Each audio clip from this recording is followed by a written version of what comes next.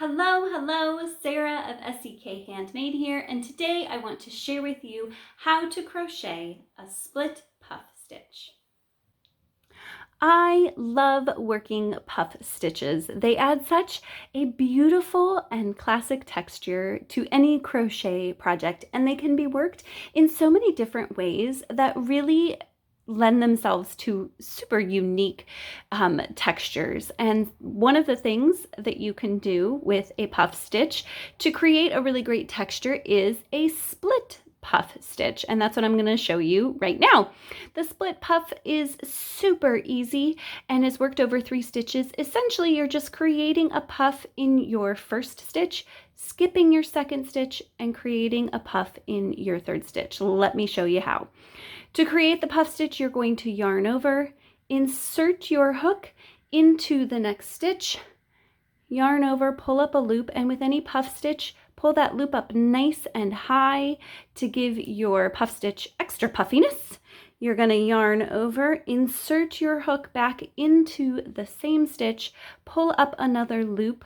Now, different patterns may call for different amounts of loops to be pulled up. I'm working with a bulky yarn here, and so these 4 loops are plenty, but read your pattern carefully because it may vary depending on the project and the designer and the yarn weight.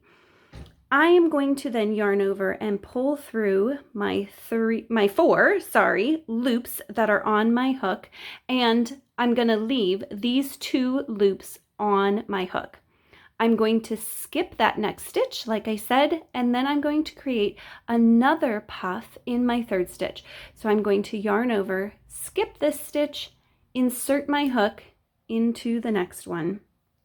Again, yarn over, pull up a loop nice and high to make a beautiful puff stitch, yarn over, insert back into the same stitch, pull up a loop nice and high, and then again I'm going to pull through the 4 loops that I have on my hook to create the puff stitch, and that then leaves me with 3 loops on my hook.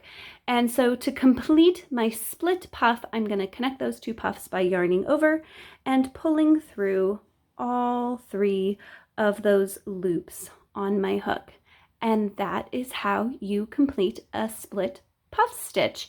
Such beautiful and fun texture. And that is how you crochet a split puff stitch. Instructions for how to crochet the split puff stitch are in the description below. Be sure to subscribe and turn on notifications so you don't miss out on any of the great tips or tutorials I share here on my YouTube channel. Also in the description is a link to sign up for my newsletter so that you won't miss out on any patterns, including exclusive discounts for SEK Handmade. Happy crafting!